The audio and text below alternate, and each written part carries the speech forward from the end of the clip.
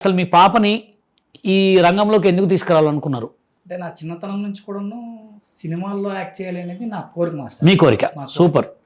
అయితే నేను నా చిన్నతనంలో మార్షల్ ఆర్ట్స్ నేర్చుకోవడం కానీ, డాన్స్ నేర్చుకోవడం కానీ, ఓకే, ఇవన్నీ కూడా సినిమాలకు చాలా అవసరం. సూపర్. అవును. ఇవన్నీ నేను నేర్చుకున్న తర్వాత సినిమాల రంగానికి రావాలి అనుకున్న టైంలో మా మదర్ చనిపోవడం, ఓకే, అక్కడి నుంచి నా సినిమా అవకాశాన్ని తగ్గించుకోవడం, తర్వాత నాకు మ్యారేజ్ అవ్వడం, ఇంకా పిల్లల బాధ్యత కూడా నాపై పడడం, ఇదంతా ఫ్యామిలీ వల్ల సినిమా ప్రపంచానికి దూరం అయిపోయాను. ఓ సూపర్. ఆ తర్వాత ఎక్కడ కూడా మళ్ళీ సినిమాల మీద మళ్ళీ ఇంట్రెస్ట్ తగ్గకుండా షార్ట్ ఫిల్మ్ మొదలుపెట్టా. Okay, super. షార్ట్ ఫిల్మ్ మొదలుపెట్టి నేనే షార్ట్ ఫిల్మ్ తీసుకుంటే హీరోగా చేస్తూ, వెరీ గుడ్, వేరే వాళ్ళ డైరెక్షన్ లో ఒక షార్ట్ ఫిల్మ్ చేసి నేనే హీరోగా చేస్తూ సూపర్ 10-15 షార్ట్ ఫిల్మ్ వచ్చేసాను. Very good. తర్వాత పిల్లలు కొంచెం పెద్ద అయిన తర్వాత ఇంకా నాకు వచ్చే శాలరీతో ఈ షార్ట్ ఫిల్మ్ తీసే అంత స్తోమత లేకపోవడం వల్ల షార్ట్ ఫిల్మ్స్ కూడా 2 years బట్టి ఆపేశారు. ఓకే.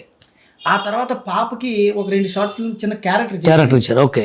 చేయడం వల్ల తనలో యాక్టింగ్ నాకు పెద్దగా అప్పుడు అనిపించిన తర్వాత నేను కూడా నా పని నేను చేసుకుంటూ పోతాను. పాప కూడా స్కూల్కి పోవడం జరిగింది. ఓకే. తర్వాత వన్ డే తను ఒక 10 వీడియోస్ ఇన్స్టాగ్రామ్లో అప్లోడ్ చేసి, ఓకే, నాకు తెలియదు ఆ విషయం.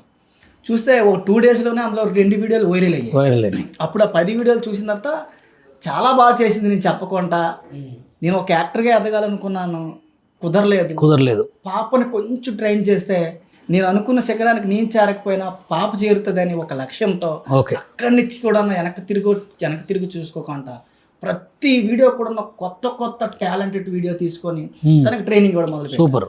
అక్కడి నుంచి కూడా ప్రతి వీడియో కూడా మిలియన్స్లో లక్షల్లో వీడియోలు వైరల్ అవుతుంటే నాకు చాలా హ్యాపీగా అనిపించింది. అరే, నా లక్ష్యాన్ని నేను చేరుకోలేకపోయాను, కనీసం నా ద్వారా నా కూతురు కూడా నా కళ నెరవేరుస్తుందన్న ఆశతో ఇంత దూరం శ్రీకాకుళం నుంచి హైదరాబాద్ రావడం జరిగింది మాస్టర్. సూపర్.